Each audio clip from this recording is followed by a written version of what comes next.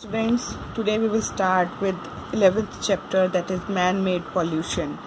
See the following pictures carefully and recognize the types of pollution they are showing. Write the kinds of pollution below the pictures by taking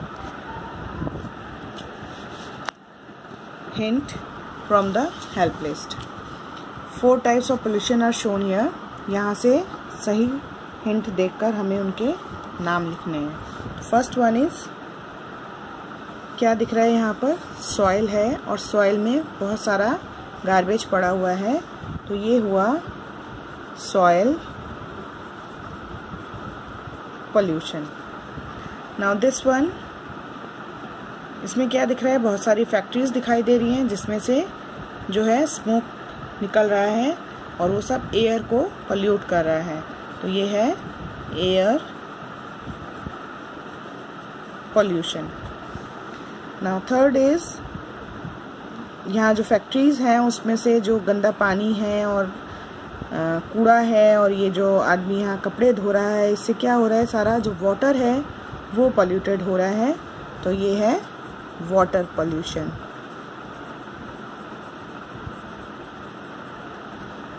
and यहाँ तरह तरह की factory से आवाज़ आ रही है, plane जो जा रहा है उसकी आवाज़ आ रही है, बस के हॉर्न्स, गाड़ी के हॉर्न्स, तो ये सब मिलाकर क्या कर रहे हैं? Noise pollution.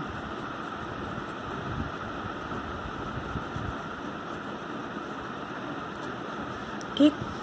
Now second question, answer the questions below and test your pollution awareness level.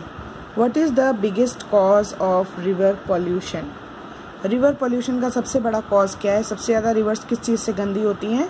Industrial waste से. कई शहरों में ऐसा होता है, जो इंडस्ट्रीज़ होती है उनका जो गंदा पानी होता है या वेस्ट मटेरियल होता है वो नदियों में फेंक दिया जाता है, रिवर्स में फेंक दिया जाता है. इसलिए जो रिवर पोल्यूशन है उसका मेन रीज़न क्या है? Industrial waste. ठीक है. Now, which river is the worst polluted in its stretch between Delhi and Etawah? कौन सी वो रिवर है जो दिल्ली और इटावा के बीच में है और जो बहुत ज़्यादा polluted है? That is Yamuna. Question 3. Which city amongst the Indian metros has the most polluted air? जितने भी इंडिया के मेट्रो सिटीज़ हैं उनमें से सबसे ज़्यादा पोल्यूटेड कौन सा है? दिल्ली. 2. Name 2 soil pollutants. 2 ऐसी चीज़ें बताओ जो कि सॉइल को पोल्यूट करती हैं. First is hydrocarbons,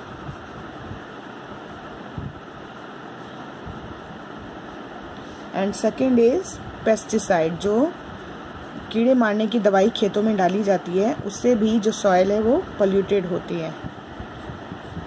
pesticides. Above what decibel level is sound considered harmful for humans? Decibel क्या होती है? साउंड के को नापने की यूनिट होती है. तो कितने डेसिबल के बाद जो है एक साउंड हम लोगों के लिए हार्मफुल हो जाती है? 85 डेसिबल. ठीक है.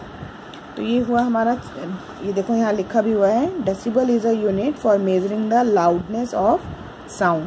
कि जो आवाज़ है वो कितनी लाउड है उसको मेजर करने की जो यूनिट है वो है decibel.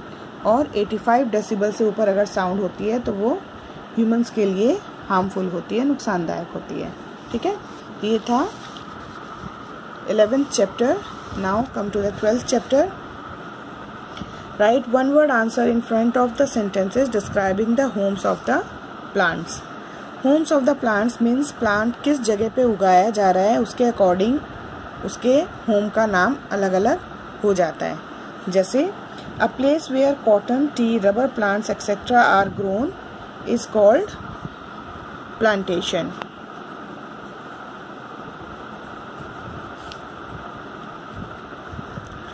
Second, a place where farmers labour hard to grow crops.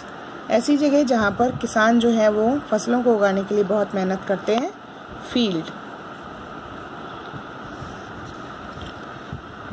A place where flowering plants are grown, ऐसी प्लेस जहाँ पर फूल वाले पौधे उगाए जाते हैं, garden.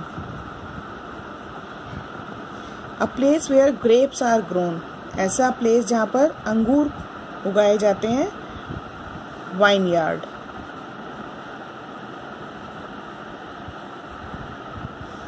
A place where wild plants trees and creepers grow, ऐसा प्लेस जहाँ वाइल्ड प्लांट्स यानी जंगली पौधे, पेड़ और क्रीपर्स ग्रो करते हैं, जंगल। A place where trees are grown in a cluster, ऐसा प्लेस जहाँ पर ट्रीज क्लस्टर में उगाए जाते हैं, that is grove. A place where young plants are grown to be sold, ऐसा प्लेस जहाँ पे छोटे पौधे उगाए जाते हैं बेचने के लिए, वो होता है nursery. A place where fruit trees are grown, ऐसा प्लेस जहाँ पर फलों के पेड़ उगाए जाते हैं, that is orchard. A place with glass walls and glass roofs for keeping plants warm in cold countries, ऐसा जगह जहाँ पर बहुत ठंड होती है, ऐसा प्लेस जहाँ पे कांच की दीवारें बना दी जाती हैं पौधों के चारों तरफ, या और छतें भी कांच की बना दी जाती हैं, to keep plants warm in cold countries, जिससे कि पौधों को गर्माहट मिल सके। और ऐसा कहाँ किया जाता है, जहाँ पर बहुत ज़्यादा ठंड होती है, जो कोल्ड कंट्रीज़ होती हैं, जो बहुत ठंडे देश होते हैं, वहाँ पर इस तरह के ग्लास वॉल्स और ग्लास रूफ्स बना दिए जाते हैं, जिससे कि प्लांट्स को गर्मी मिलती रहे, वो होते हैं ग्लास हाउस। ठीक है, ये हो गया हमारा चैप्टर 12।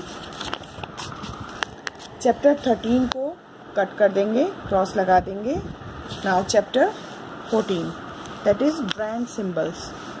आपने बहुत सारी चीज़ें देखी होंगी जिनके ऊपर स्पेशल सा एक डिज़ाइन या एक सिंबल बना हुआ होता है। ठीक है, तो यहाँ पहले हमें क्या करना है, यहाँ पर जो ब्रांड सिंबल्स दिए हैं उनके हमें नाम लिखने हैं कि वो किस चीज़ के हैं। ठीक, तो स्टार्ट करते हैं।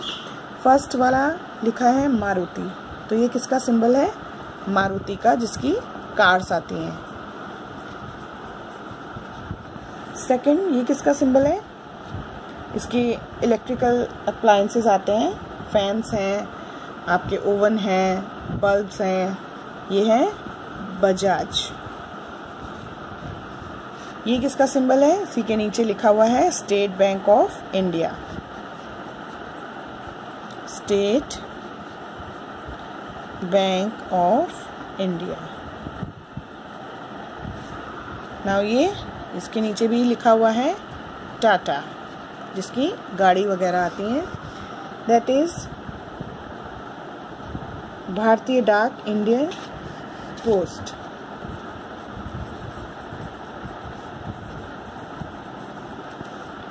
इसके नीचे भी लिखा ही हुआ है एशियन पेंट्स,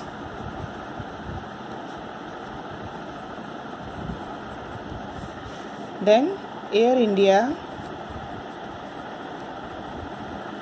एयर इंडिया क्या है,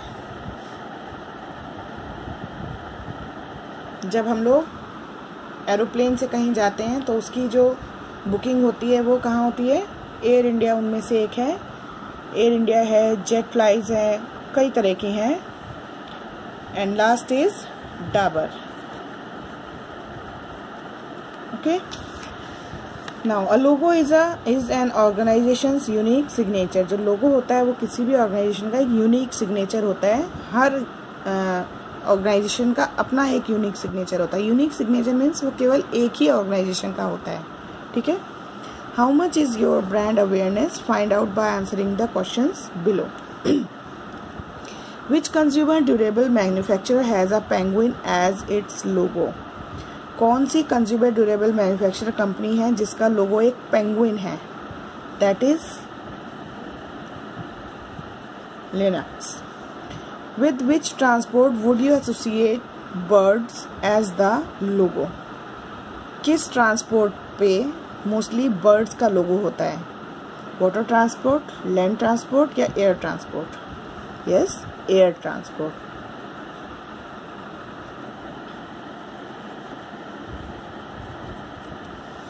how many circles are there in the Olympic logo? जो ओलंपिक का लोगो है उसमें कितने सर्कल्स होते हैं? 5 ऐसे बने होते हैं ना, आजकल ओलंपिक चल भी रहा है, आपने देखा भी होगा। 2 cupped hands guarding a flame whose logo is this? कई बार आपने देखा होगा 2 हाथ मिलके एक जलते हुए दिए को बुझने से रोक रहे हैं, वो किसका लोगो है?